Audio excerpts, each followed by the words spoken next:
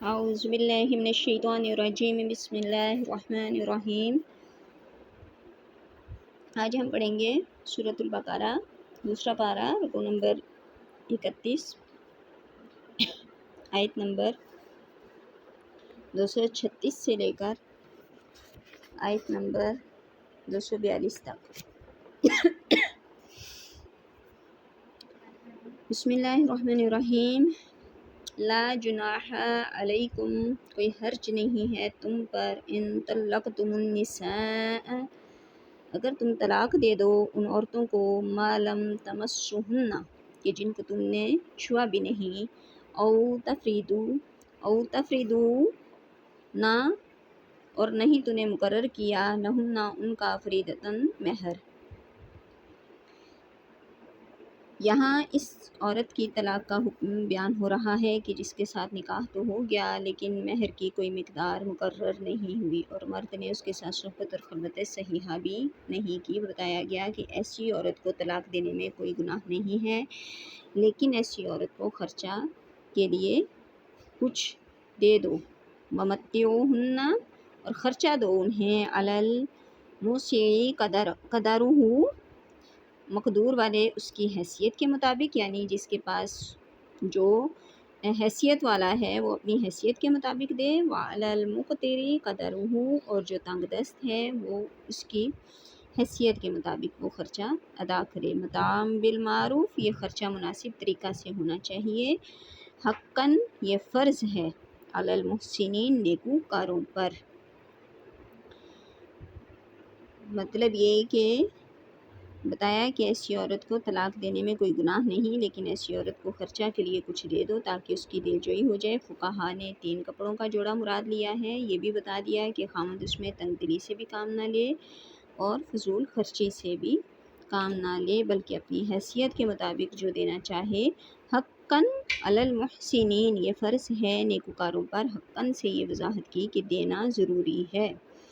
وَإِن طَلَّقْتُمُوهُنَّ مِن قَبْلِ أَن تَمَسُّوهُنَّ، اور اگر تم طلاق دو انہیں اس سے پہلے کہ تم انہیں ہاتھ لگاؤ، وَقَدْ فَرَضْتُمْ، اور مقرر کر چکے تھے، لَهُنَّ، ان کے لیے، فریضۃً، مہر، فَنِصْفُ، تو نصف مہر ادا کرو، مَا فَرَضْتُمْ، اس سے جو تم نے مقرر کیا ہے، إِلَّا، مگر، أَن يَعْفُونَ، مگر یہ کہ وہ اپنا حق معاف کر دیں، أَوْ يَعْفُوَ الَّذِي، یا معاف کر دے وہ کہ جس کے بیدہ، کہ جس کے ہاتھ میں عقدۃ النکاح، نکاح کی گرہ ہے۔ وَأَن تَعْفُوا، اور اگر اے مردو تم معاف کر دو، اقرب للتقویٰ، تو یہ بہت قریب ہے تقویٰ کے، وَلَا تَنسَوُا الْفَضْلَ بَيْنَکُمْ، اور نہ بلایا کرو احسان کو آپس کے لین دین میں، إِنَّ اللَّهَ، بے شک اللہ تعالیٰ، بِمَا تَعْمَلُونَ بصیر، جو کچھ تم کرتے ہو اسے خوب دیکھنے والا ہے۔ یہاں اس عورت کا حکم بیان ہو رہا ہے کہ نکاح کے وقت جس کا مہر تو مقرر ہو چکا تھا لیکن صحبت اور خلوت صحیحہ سے پہلے طلاق دے دی گئی، فرمایا اس صورت میں خامند نصف مہر عورت کو دے۔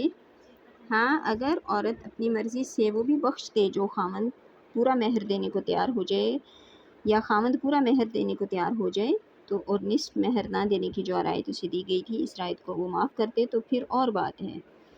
الذی بیدہ عقدۃ النکاح سے مراد خامند ہے، کیونکہ نکاح کی گرہ کے باندھنے اور کھولنے کا حق اسی کو ہی دیا گیا ہے۔ وَإِن تَعْفُوا سے مراد امر کی طرف اشارہ ہے کہ عفو اور فراخ دلی کے زیادہ مستحق مرد ہیں۔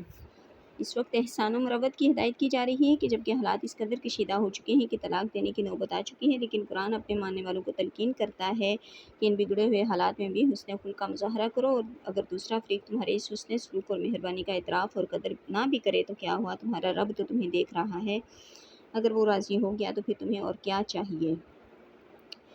حافظوا علی الصلوات، پابندی کرو سب نمازوں کی، والصلاۃ الوسطیٰ، اور خصوصاً درمیانی نماز کی، وقوموا، اور کھڑے رہا کرو، للہ، اللہ کے لیے، قانتین، عاجزی کرتے ہوئے۔ اب ذکر الہی اسلام کی روح ہے، یہی وہ قوت ہے کہ جس سے انسان بخوشی شریعت کے تمام قوانین پر عمل کر سکتا ہے۔ اس لیے قرآن کا یہ اسلوب ہے کہ جہاں قوانین اور احکام کا بیان ہو وہاں ساتھ ہی ذکر الہی کی طرف دلوں کو راغب کر دیا جائے تاکہ وہ ان احکام کی پابندی آسانی سے کر سکیں۔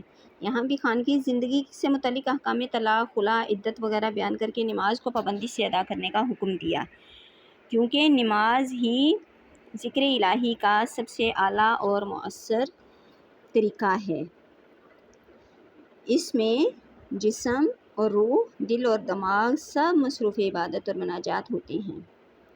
یہاں پر قرآن کے الفاظ غور طلب ہیں کہ حافظوا علی الصلوات فرمایا، احفظوها نہیں فرمایا۔ اس کی وجہ یہ ہے کہ جب مفعلہ کا صلہ اعلیٰ آ جائے تو اس وقت اس کے معنی بار بار ہوتے ہیں۔ یہاں بھی مقصد یہی بتانا ہے کہ بار بار اور ہمیشہ نماز ادا کرتے رہو، یہ نہیں کہ ایک بار نماز ادا کر لی اور ہفتہ بھر کے لیے پھر چھٹی کر لی۔ اسلام میں نماز کی جو اہمیت حاصل ہے وہ محتاج بیان نہیں۔ قرآن کریم میں اس کا حکم 100 دفعہ کے قریب آیا ہے۔ حضور علیہ السلام نے اسے دین کا ستون فرمایا ہے، اور ہم مسلمان ہو کر نماز کے معاملے میں جتنی سستی کرتے ہیں اس کی کوئی حد نہیں۔ حضور کریم علیہ السلام کا ایک ارشاد میں یہاں پہ بیان کرتی ہوں، ممکن ہے کہ اس سے کوئی خوش نصیب ہدایت پا جائے۔ نبی کریم علیہ السلام نے فرمایا کہ جو نماز پابندی سے ادا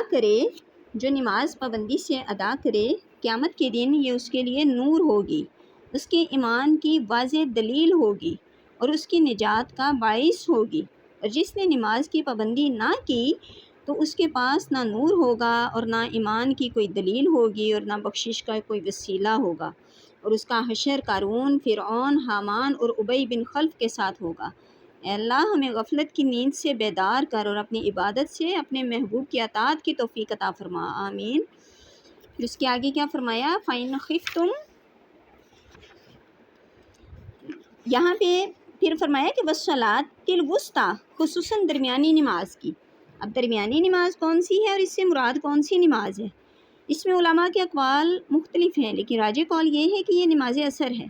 حضرت علی، ابن مسعود و عائشہ وغیرہم رضی اللہ تعالیٰ عنہ کا یہ قول ہے، اور امام اعظم رضی اللہ تعالیٰ عنہ کا یہی مسلک ہے کہ جنگ خندق میں عصر کی نماز قضا ہو گئی تھی تو حضور علیہ السلام نے فرمایا تھا کہ اللہ تعالیٰ ان کفار کی قبروں کو آگ سے بھر دے، انہوں نے ہماری درمیانی نماز پڑھنے سے مصروف رکھا۔ یہ آیت نماز کی انتہائی اہمیت پر دلالت کرتی ہے کہ یہ عبادت اتنی اہم ہے کہ اس وقت بھی معاف نہیں ہوتی جب تمہیں دشمن کے حملہ کا اندیشہ ہو۔ یہاں اتنی آسانی کر دی گئی ہے کہ پیدل چلتے چلتے یا اپنی سواریوں پر بیٹھے بیٹھے جدھر بھی رخ ہو نماز ادا کرتے جاؤ۔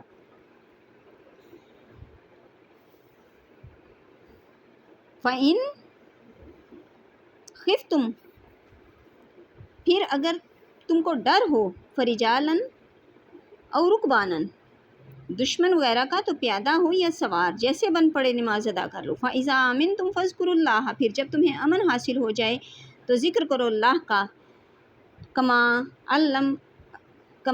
علمکم، کہ جس طرح اس نے سکھایا ہے تمہیں، ما لم تکونوا تعلمون، جس طرح اس نے تمہیں سکھایا ہے جو تم نہیں جانتے تھے۔ فَإِنْ خِفْتُمْ فَرِجَالًا أَوْ رُكْبَانًا، پھر اگر تم کو ڈر ہو دشمن وغیرہ کا تو تم پیدل ہو یا سوار ہو۔ فَإِذَا جیسے بھی مطلب ہو تم اس وقت ویسی ہی حالت میں نماز پڑھ لو۔ فَإِذَا آمِنْتُمْ فَاذْكُرُوا اللَّهَ، پھر جب تمہیں امن ہو جائے تو تم یاد کرو اللہ کو، کما علمکم، کہ جیسے اس نے سکھایا ہے تمہیں، ما لم تکونوا تعلمون، جو تم نہیں جانتے تھے۔ والذین، اور وہ لوگ جو یتوفون، کہ جو فوت ہو جاتے ہیں، منکم، تم میں سے، ویذرون، اور وہ چھوڑ جاتے ہیں، ازواجا، اپنی بیویاں، انہیں چاہیے کہ وصیۃ لازواجہم، کہ وہ وصیت کر جایا کریں اپنی بیویوں کے لیے، متاعً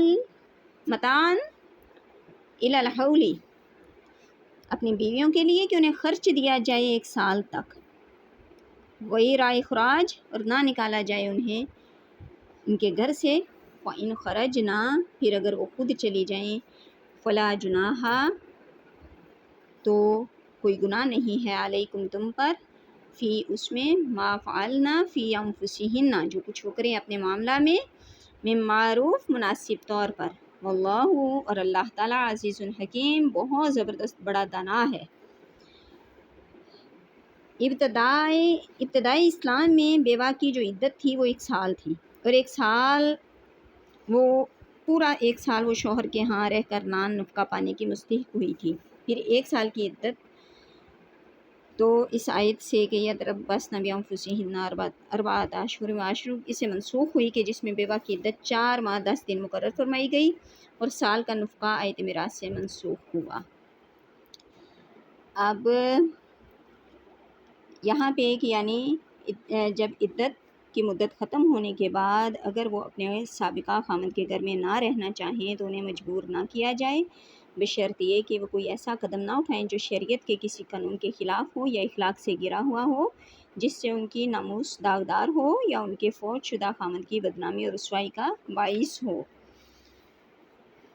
من معروف کی قید بڑھا کر انہیں 2 باتوں کی طرف اشارہ کیا گیا ہے، انہی 2 باتوں کی طرف اشارہ کیا گیا ہے۔ وللمطلقات اور اسی طرح جن کو طلاق دی گئی، متاع بالمعروف ان کو خرچ دینا چاہیے مناسب طور پر، حقاً یہ واجب ہے، علی المتقین پرہیزگاروں پر۔ شریعت نے مطلقہ عورت کے لیے عدت مقرر کی ہے، اس کی حکمت یہ بھی ہے کہ